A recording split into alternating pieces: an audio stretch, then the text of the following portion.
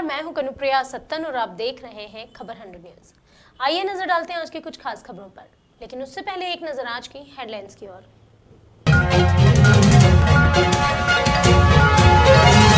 No mask movement अभियान, मध्य प्रदेश में बढ़ते कोविड मामलों में सतर्क हुआ शासन प्रशासन। मध्य प्रदेश गृह मंत्री ने खुद बांटे आमजन को मास्क। मंत्री उषा ठाकुर का अजीब कोरोना बचाव मंत्र, कहा टंटिया मामा का तावीज बांधने से नहीं होगा कोरोना। गरमाई राजनीति, विपक्ष ने जमकर घेरा।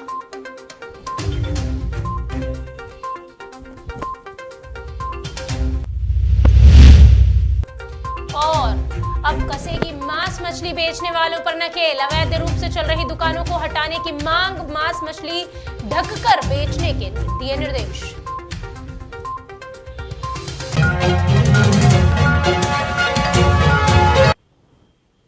मध्य प्रदेश की राजधानी में नो मास्क नो मूवमेंट अभियान शुरू हुआ। इस दौरान मध्य प्रदेश के गृह मंत्री नरोत्तम मिश्रा ने आमजन को मास्क पहनाए। लोकल बसों में चढ़कर खुद गृह मंत्री ने जायजा लिया। कोरोना के नए वेरिएंट ओमिक्रॉन और तीसरी लहर की आशंका के बढ़ते खतरे के मद्देनजर लोगों को जागरूक करने के उद्देश्य से मध्य प्रदेश के गृह मंत्री मिश्रा ने नूतन कॉलेज चौराहे पर नो मास्क नो मूवमेंट अभियान की शुरुआत की। इस अभियान के तहत लोगों को मास्क पहनाकर जागरूक किया गया। सभी से कोविड-19 के नियम पालन करने की अपील की गई। साथ ही साथ बीएमसी की लोकल बसों का भी जायजा लिया।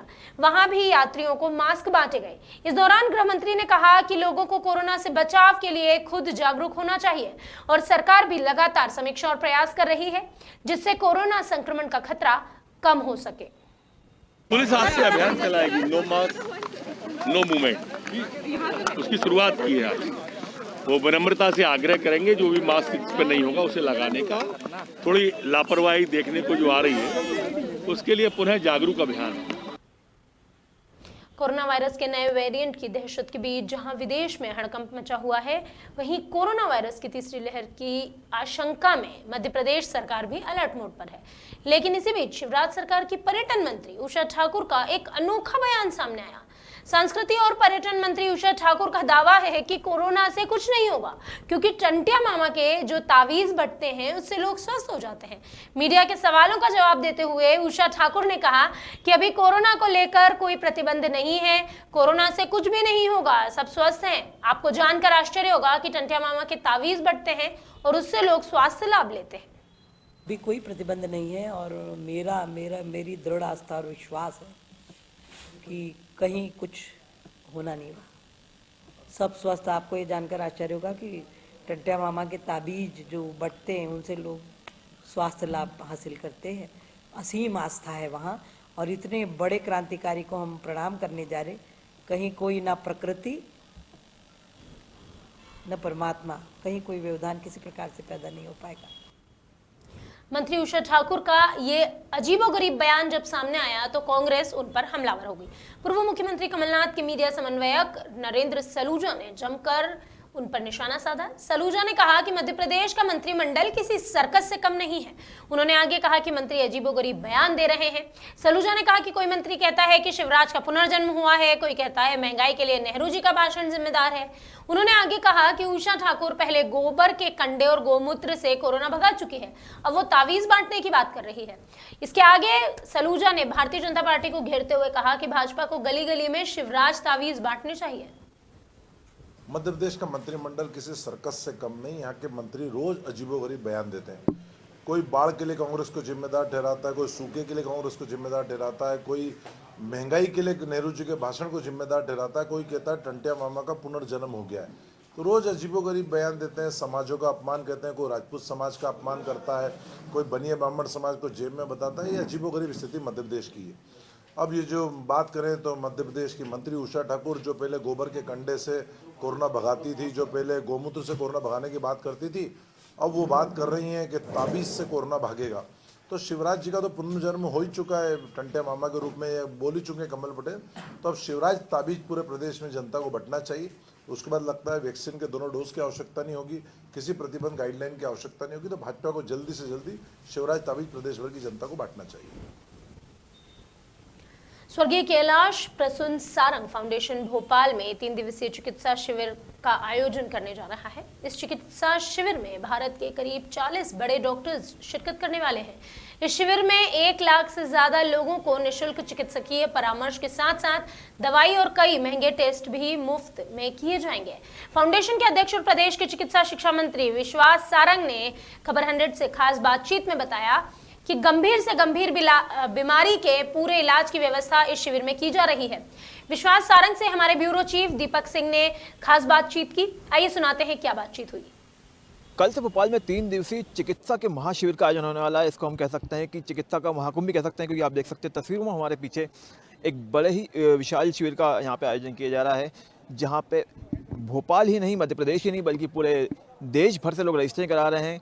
यहाँ पे इन लोगों को 3 दिन तक जो शिविर है यहाँ पे इनकी जांच की जाएगी, साथ ही इनको फ्री चिकित्सा सेवा भी दी जाएगी। हमारे साथ बात करने के लिए मौजूद है चिकित्सा शिक्षा मंत्री श्री विश्वास सारंग। सर, कल से चिकित्सा का महाकुंभ लग रहा है, इसका आइडिया कैसा आया आपके दिमाग में?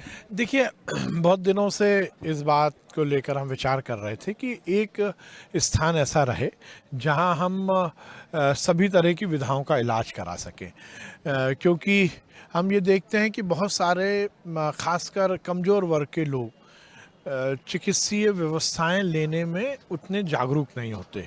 जब इस तरह का कैंप लगता है तो लोगों को जागरूकता आती है, तो इसलिए हमने सभी का रजिस्ट्रेशन करवाया, सभी को हेल्थ कार्ड दिए हैं, और जो भी यहाँ पर आएंगे व्यक्ति, उनकी सभी की तरह की जांच भी हम मुफ्त कराएंगे, चाहे खून की जांच हो, चाहे एक्सरे हो, चाहे अल्ट्रासाउंड हो, सोनोग्राफी हो, ये तो हम मुफ्त कराएंगे ही कराएंगे। दवाएं भी मुफ्त उपलब्ध कराएंगे। अब बात यह आई कि हम कैसे विशेषज्ञों को बुलाएं, तो हमने लगभग 42 देश भर के वो विशेषज्ञ जो कि अपनी अपनी विधाओं के मास्टर्स हैं, जिसमें से करीब 4-5 पद्मश्री डॉक्टर्स आ रहे हैं। डॉक्टर लाहाने आ रहे हैं, डॉक्टर अशोक गुप्ता आ रहे हैं, डॉक्टर देश पांडे आ रहे हैं, ये पद्मश्री हैं। डॉक्टर बिच्छू आ रहे हैं नेफ्रोलॉजी के, डॉक्टर जगताप जो कि कार्डियक सर्जन हैं, डॉक्टर युगल मिश्रा कार्डियक सर्जन है, जिनका देश भर में नाम है, डॉक्टर लकड़ावाला, डॉक्टर मोहित भंडारी। इन सब डॉक्टर्स को हमने बुलाया, एक ही स्थान पर सबको इलाज मिल सके, परामर्श, चिकित्सीय परामर्श मिल सके, इसकी व्यवस्था की है। सर, चिकित्सा शिविर तो पहले भी लग चुके हैं भोपाल में और मध्य प्रदेश में, लेकिन अभी हम देख रहे हैं कि ये बहुत ही बड़ा एक आयोजन कर रहे हैं, तो इसकी रूपरेखा बनाने में कितना टाइम लगा? देखिए, लंबा समय लगा। कम से कम हमने 1.5 महीने पहले तो इसका रजिस्ट्रेशन कराया था लोगों का। हमें लगभग 2 महीने की तैयारी से हमने किया, क्योंकि आईटी सॉल्यूशंस को हमने बहुत इन्वॉल्व किया है। एक व्यक्ति को बार कोडेड हमने हेल्थ कार्ड दिया है, और उसके माध्यम से ये सुनिश्चित किया है कि उसकी पूरी हिस्ट्री हम रख सकें।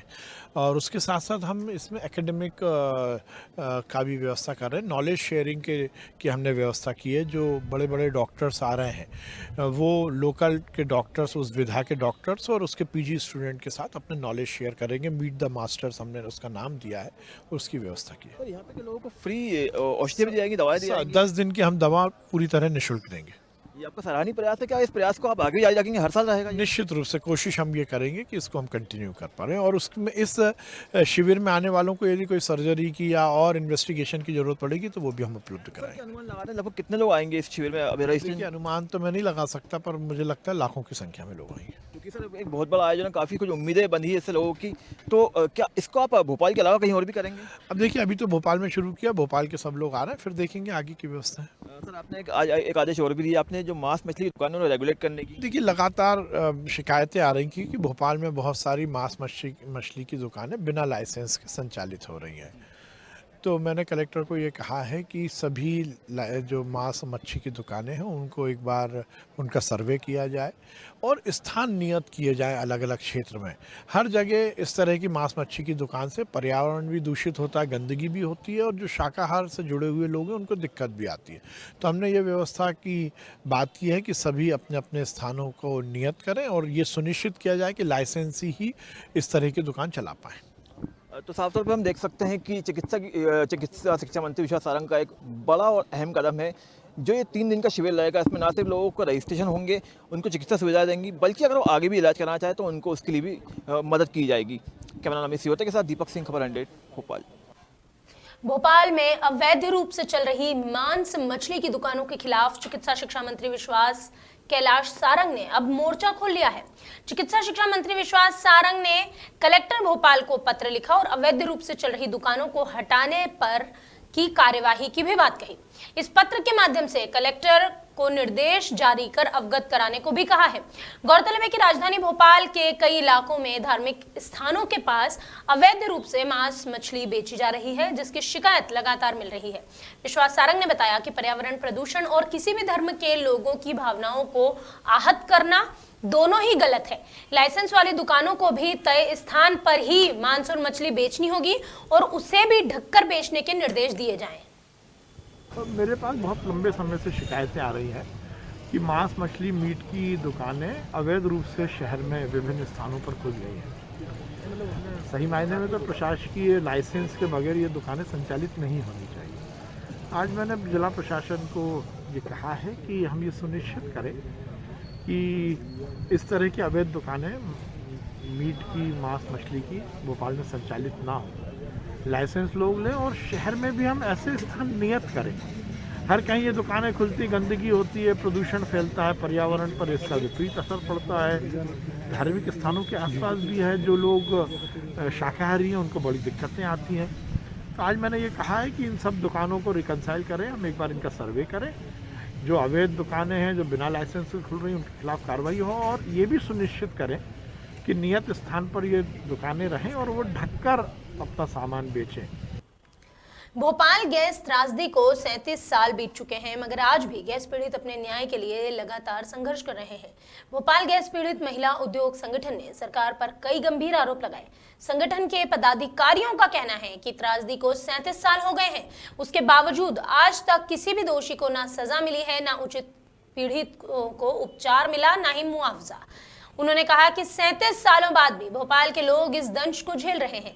त्रासदी के कारण कैंसर, किडनी और गंभीर बीमारियों के मामले विकराल रूप ले रहे हैं, जिसका उचित और प्रभावी उपचार स्थानीय गैस राहत अस्पताल में मुहैया नहीं है। इसका दुष्प्रभाव दूसरी और तीसरी पीढ़ी में भी देखने को मिल रहा है, लेकिन इस ओर शासन और प्रशासन ध्यान नहीं दे रहा।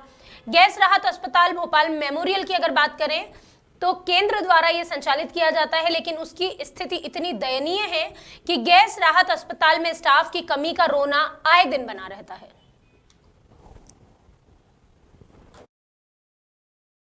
2 और 3 दिसंबर को जो गैस त्रासदी हुई थी, 37 सालें भोपाल गैस पीड़ितों को अपनी मांगों को लेकर के लड़ते हुए हो गए।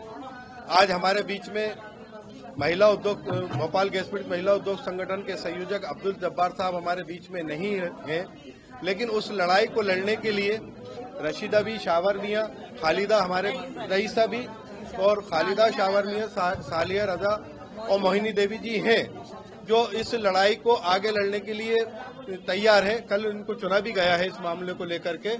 हमारी ये लड़ाई लगातार 33 वर्षों से भोपाल से लेकर के संसद तक और न्यायालय तक चली है। हम भोपाल गैस पीड़ित मतलब संगठन की ये मांग रही है कि भोपाल के समस्त गैस पीड़ितों को उनको 5 गुना मुआवजा दिया जाए, गैस पीड़ितों का सही इलाज किया जाए। भोपाल मेमोरियल हॉस्पिटल तो बना दिया गया, लेकिन वो खुद वेंटिलेटर पे है, ना तो वहाँ पर डॉक्टर है, ना वहाँ पर इलाज के लिए कोई व्यवस्था है। अभी के लिए बस इतना ही। बाकी खबरों का सिलसिला लगातार रहेगा जारी। जुड़े रहिए खबर 100 न्यूज के साथ, जनता की बुलंद आवाज।